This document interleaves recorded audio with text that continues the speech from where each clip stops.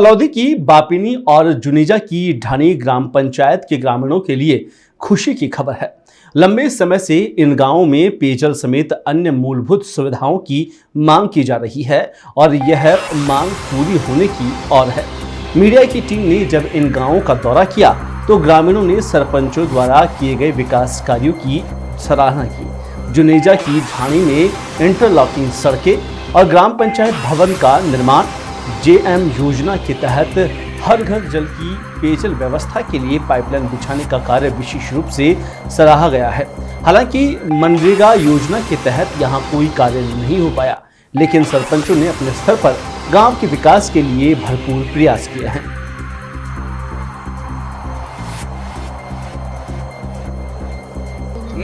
पंचायत बापिनी में बहुत कम हुआ है, नरगर कम बहुत चलियो है, कटौन बहुत कट गया।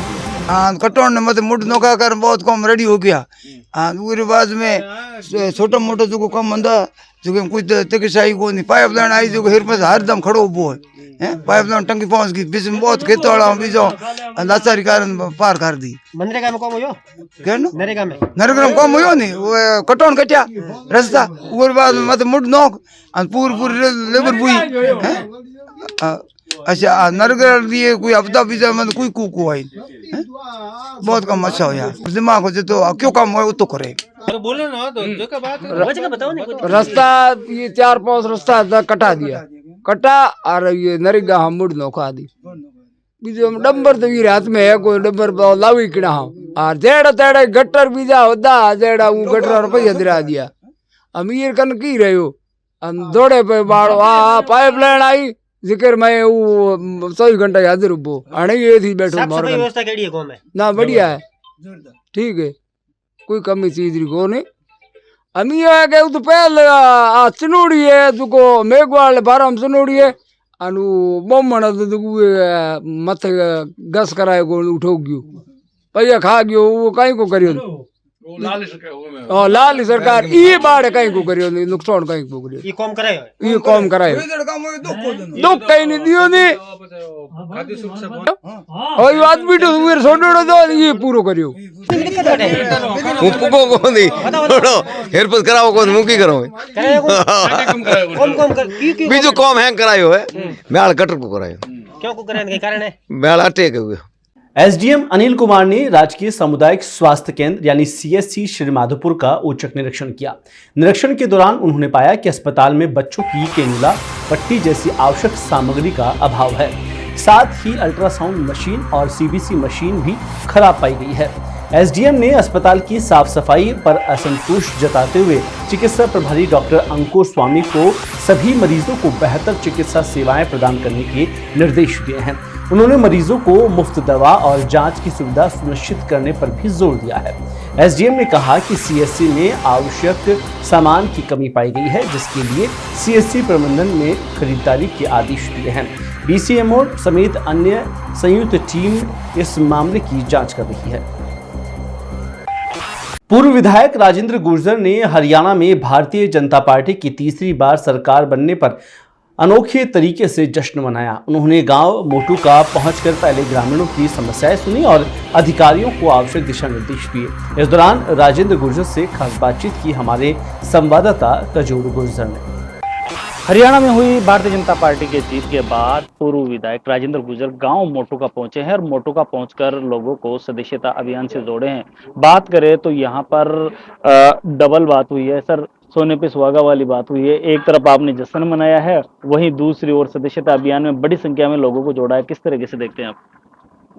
हरियाणा में तीसरी बार हमारी सरकार बनी है, उसकी खुशी में आज हम सब ग्रामीण क्षेत्र में जो हमारा देहात मंडल टोंक जिसका मोटू का ग्राम में हम आज सब एकत्रित होकर मिठाई बांटी है। सब लोग प्रसन्न हैं, सब लोग ये चाहते हैं कि भारतीय जनता पार्टी की सरकार राजस्थान में है, हरियाणा में तीसरी बार सरकार बनी है, लोगों के काम होंगे, गांव गरीब मजदूर का विकास होगा। इसी संदर्भ में देखते हुए हम सबको प्रसन्नता है कि हरियाणा में भी राजस्थान सरकार पुनः बनी है तो उसका लाभ मिलेगा लोगों को, ऐसा सब लोग देखते हुए, क्योंकि केंद्र में हमारी सरकार है और हरियाणा में हमारी सरकार है, राजस्थान में हमारी सरकार के बनी, राजस्थान में भी बनी है सरकार, तो सब लोग ये चाहते हैं कि सब लोगों को लाभ मिले, आम गरीब को न्याय मिले और सरकार का जो भी योजना आती है उसको घर घर तक, एक एक ढाणी तक अंतिम व्यक्ति तक योजना पहुंचे, ताकि हमारा गांव, गरीब किसान मजदूर आगे बढ़े, जब जाके देश आगे बढ़ता है। इसी सोच के साथ हम सब आज मोटुका ग्राम में एकत्रित हुए हैं। देखिए, बात करें सर, आप यहाँ गांव मोटू का पहुंचे तो बड़ी संख्या में लोगों में उत्साह देखने को मिला।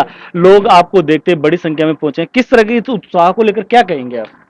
अब सबको प्रसन्नता है कि भाई जिस प्रकार हमारे राजस्थान में भजन लाल जी की सरकार है, इसी प्रकार हरियाणा में भी हमारे मुख्यमंत्री पुनः तीसरी बार बनेंगे। उसी के लिए देखते हुए आज मोटुका में जिस प्रकार सभी में प्रसन्नता है कि सरकार, आम गरीब को न्याय मिलता है, हर आदमी को उसका लाभ मिलता है, सरकार से जुड़ता है, तो सभी ये चाहते हैं कि हमारे मन मुताबिक और हमारे जो काम अधूरे पड़े उस काम पूरे होंगे, ऐसा लोगों का मानना है, और इसीलिए सब प्रसन्न है। देखिए सर, बात करें आगामी दिनों में उपचुनाव होने वाले हैं, किस तरीके से आप उपचुनाव को देखते हैं? एक तरफ कांग्रेस कर रही है कि नहीं, उपचुनाव तो कांग्रेस ही जीतेगी, तो इसको किस तरीके से आप मानते हैं? उपचुनाव में भारतीय जनता पार्टी पुनः जीतेगी ओनियारा से, और सभी कार्यकर्ता मजबूती से इंतजार कर रहे हैं। जो ही आचार संहिता लगे और चुनाव की घोषणा होगी, सब लोग चुनाव मैदान में उतरकर भारतीय जनता पार्टी का पुनः विधायक बना के और विधानसभा में भेजेंगे। यही सब लोगों की मानना है। देखो, उपचुनाव को बात करें तो भारतीय जनता पार्टी है, एक तरीके से बात करें तो एक्शन मोड में नजर आ रही है। लगातार दौरे चल रहे हैं, कई सदस्यता अभियान में बहुत एक्टिव है। किस तरीके से देवली उनियारा विधानसभा को लेकर कहेंगे आप? स्वच्छता अभियान के माध्यम से हम गांव-गांव ढाणी जाते हैं, लोगों को जोड़ते हैं, हमारी केंद्र की जो योजना है उसको बताते हैं। मोदी जी की जो योजना है, प्रधानमंत्री आवास योजना, जल से नल योजना, विद्युतीकरण योजना, और जो भी योजना अधूरी है उसको क्रियान्वित हो, उसके लिए हम काम कर रहे हैं। और सरकार हमारी ऑलरेडी राजस्थान में है, तो सभी ये चाहते हैं कि भाई सरकार है तो उसका लाभ ज़्यादा ज़्यादा मिलेगा लोगों को। इसलिए सब लोग चाहते हैं कि भारतीय जनता पार्टी पुनः यहाँ से हमारा देवली उनियारा से विधायक जीत के जाए, और उसमें सहयोग रहे, सरकार में हमारा भी सहयोग रहे, हमारी भागीदार रहे, उसके लिए सब लोग काम कर रहे हैं। बिल्कुल, ये थे हमारे साथ राजेंद्र गुर्जर, जिनका कहना है कि इस बार होने वाले उपचुनाव में भारतीय जनता पार्टी भारी मतों से जीत दर्ज करेगी। इस दौरान इन्होंने अनेक गांवों का दौरा किया है, गांव मोटुका पहुंचे हैं, लोगों से संपर्क किए, लोगों की जो समस्याएं हैं उन समस्याओं को सुना है। कजोर गुजर, इंडिया वॉइस, मोटुका टोंक। बारां जिले में मौसम में बदलाव के साथ डेंगू और स्क्रब टाइफाइड के मामलों में तेजी से वृद्धि हो रही है, जिससे पिछले 3 महीनों में 48 डेंगू के मरीज और कई टाइफस के मामले सामने आए हैं। जिला अस्पताल समेत अन्य अस्पतालों में ओपीडी और आईपीडी में मरीजों की संख्या में वृद्धि हुई है। खासकर खांसी, जुकाम और बुखार के मरीजों की संख्या अधिक पाई गई है। सीएमएचओ डॉक्टर संपत राज नागर ने बताया कि स्क्रब टाइफस खेतों और पशुपालन क्षेत्रों में आम है और इन्फेक्टेड पशुओं के कारण से फैलती है। स्वास्थ्य विभाग ने इन बीमारियों की रोकथाम के लिए विशेष अभियान चलाया है। पशुपालन विभाग के सहयोग से प्रभावित क्षेत्रों में फॉगिंग और अन्य प्रयास किए जा रहे हैं। डेंगू, मलेरिया, स्क्रब टाइफस जो सीजनल डिजीज है, इसके मुख्य कारण जो वेक्टर जनित बीमारियां हैं जो मच्छर से फैलती है, डेंगू और मलेरिया, इसका मुख्य कारण मच्छर से होती है। और ये मच्छर जो डेंगू वायरस के जो मच्छर है, डेंगू बीमारी के जो मच्छर हैं, ये जो हमारे साफ पानी जो कंटेनर्स में रहता है, चाहे वो फ्रिज की ट्रे हो, कूलर हो, या हमारे पुराने टायर्स हो, या कोई मटके पुराने छतों पे रखे रहते हैं, या रुका हुआ साफ पानी रहता है, उसका मुख्य सोर्स यहाँ पर हमारे मच्छर के लार्वा पैदा होते हैं। हमारी तरफ से प्रयास किया जा रहा है कि हम सोर्स रिडक्शन करें ताकि मच्छर पैदा नहीं हो। जहाँ मच्छर पैदा हो गया वहाँ एंटी लार्वा एक्टिविटी कर रहे हैं। वर्तमान में बारां जिले में 48 डेंगू केसेज आए हैं, जो पिछले साल से थोड़े से कम है। अभी उतना लगभग 40% ही पिछले साल से अचीव हुआ है। और इसी तरह से स्क्रब टाइफस के केसेज जो हमारा आंकड़ा था वो पिछले साल से ज़्यादा है। स्क्रब टाइफस मेनली नंगे पाँव से जो किसान खेती बाड़ी का काम करते हैं और जो जानवरों को पालते हैं उनमें होता है। चूँकि इस बार बारिश ज़्यादा लंबी हुई इसलिए स्क्रब टाइफस के केसेज भी ज़्यादा हैं। डेंगू की जहाँ तक बात करें तो डेंगू के केसेज ज़्यादातर डेंगू के जो मच्छर हैं सुबह के टाइम काटते हैं या फिर अर्ली जो इवनिंग टाइम होता है उसमें मच्छर काटते हैं, तो जो बच्चे या परिवार के सदस्य, किसी भी घर परिवार के सदस्य पूरी बाहों के कपड़े नहीं पहनते, तो उन लोगों में इनका ज़्यादा खतरा रहता है जो छोटे कपड़े पहनते हैं। तो सभी से यही निवेदन रहता है, हम प्रचार प्रसार भी करते हैं कि फुल आस्तीन के कपड़े पहने, चाहे बच्चे हो, चाहे बड़े हो, चाहे बूढ़े हो।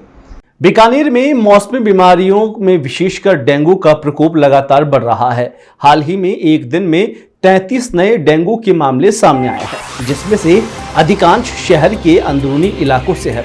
इस बढ़ते खतरे को देखते हुए स्वास्थ्य विभाग ने रोकथाम के लिए कई कदम उठाए हैं। बीकानेर के इंडिया वॉइस टीवी के संवाददाता के सिंह ने मौके पर पहुंचकर डॉक्टर राजेश गुप्ता से बातचीत की और स्थिति के बारे में विस्तार से जानकारी दी।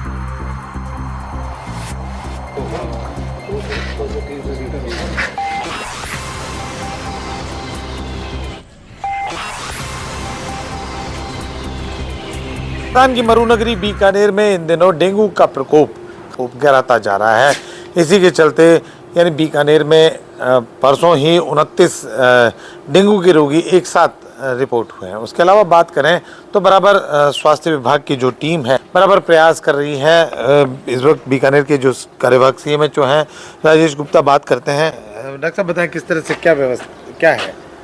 श्रीमान जिला कलेक्टर महोदय के निर्देशानुसार डेंगू बीमारी के केसेस जो हैं वो बीकानेर में पिछले कुछ दिनों में ज़्यादा केस निकले हैं। इसको देखते हुए हमने बीकानेर शहर के लिए एक प्लान तैयार किया, जिसमें जितने हमारे नोडल ऑफिसर हैं, डीएलओ हैं, उन सभी डीएलओ को आज विशेष निर्देश दिए गए कि वो आज प्रातः से लेके 2-2 यूपीएससी की विज़िट करें और फील्ड विज़िट करें। जहाँ जहाँ डेंगू पॉजिटिव केस निकले हैं उनके घरों की विज़िट करें, उनके आसपास घरों में देखें, anti larva anti adult activity करवाएं, ताकि डेंगू को ज़मीन से बिल्कुल ख़त्म किया जा सके और आगे भविष्य में जो केसेस हैं वो ज़्यादा संख्या में ना। रोजाना की अगर हिस्ट्री की बात करें तो क्या स्थिति है बीकानेर? पिछले 7 दिनों में 38 केस बीकानेर में निकले हैं और इसके लिए हमारी जो टीमें हैं वो बराबर वार्ड में हर एएनएम, हर आशा और डीबीसी जो डोमेस्टिक ब्रीडिंग चेकर लगे हुए हैं, इनके साथ नर्सिंग स्टूडेंट भी लगे हुए हैं। हर यूपीएससी के अंडर में 10 से 12 नर्सिंग स्टूडेंट लगे हुए हैं। वो घर घर सर्वे कर रहे हैं। एक टीम जो है वो कम से कम 30 से 50 घरों का सर्वे करती है और सर्वे के दौरान जो बुखार के रोगी पाए जाते हैं उन बुखार के रोगियों की ब्लड स्लाइड ली जाती है, उनका ब्लड सैंपल लिया जाता है और उनकी जांच की जाती है और उनको दवाई भी मौके पर ही टीम देती है। कुल मिला के बचाव ही उपचार है। बिल्कुल आपका कहना सही है कि उसका प्रथम जो कार्य है वो बचाव ही उपचार है।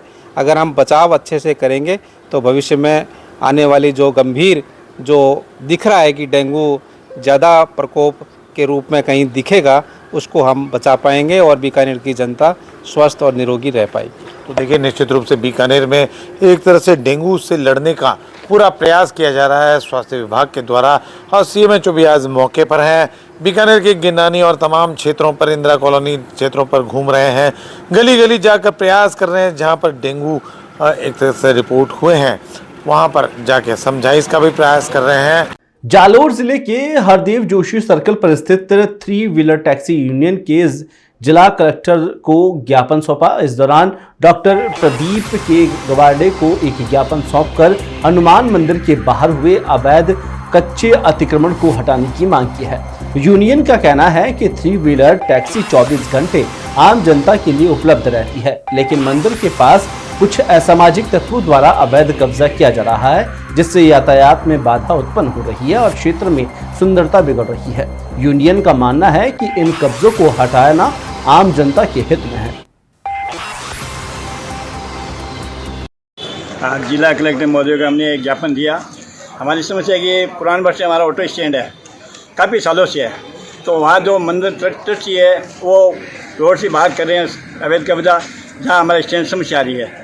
वहाँ लारियाँ लगाते हैं तो क्या क्या गाड़ियाँ उड़े लगा देते हैं, हमें बहुत समस्या आ रही है। तो हमें निवेदन किया कि जो भी आपके मंदिर है वैसे अंदर रखे, रोड पर ना रहे, लेकिन उन्होंने हमारी सुनाई नहीं की। नगर परिषद हमने कहा तो उन्होंने सुनाई नहीं की।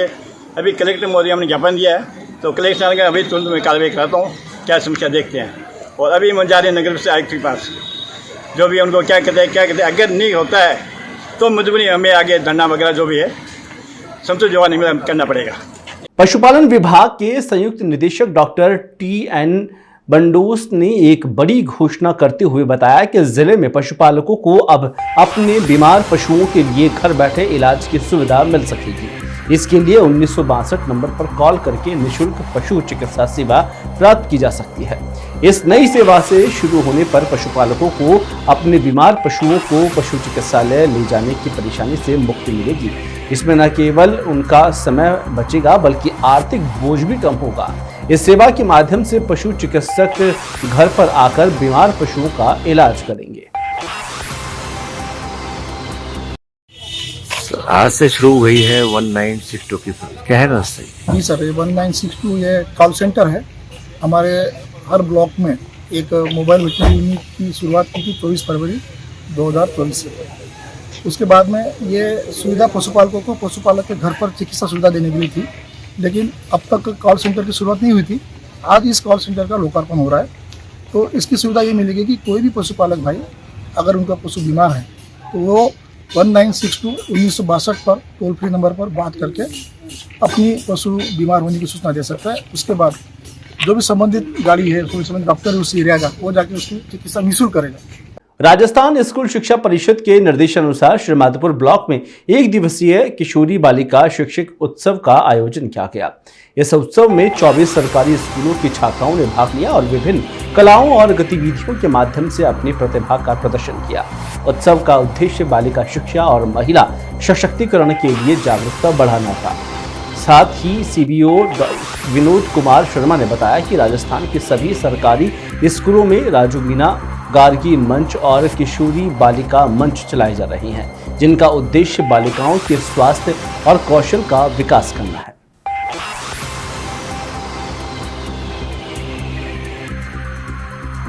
जालोर में मुस्लिम समाज ने डासना मंदिर के महंत यति नरसिंह नंद के खिलाफ कार्रवाई की मांग को लेकर जिला कलेक्टर को ज्ञापन सौंपा है। ज्ञापन में मांग की है कि नरसिंह नंद और उनके शिष्य अनिल यादव के खिलाफ आपराधिक मुकदमा दर्ज कर उन्हें तुरंत गिरफ्तार किया जाए। मीम सेना के साकुर राणा ने बताया कि 29 सितंबर को एक वीडियो वायरल हुआ था जिसमें नरसिंह नंद ने मुस्लिम समुदाय की धार्मिक भावनाओं को आहत करने वाले बयान दिए थे। उन्होंने नबी हजरत मोहम्मद के बारे में अपमानजनक शब्दों का इस्तेमाल किया था, जिससे पूरे मुस्लिम समुदाय में आक्रोश व्याप्त है।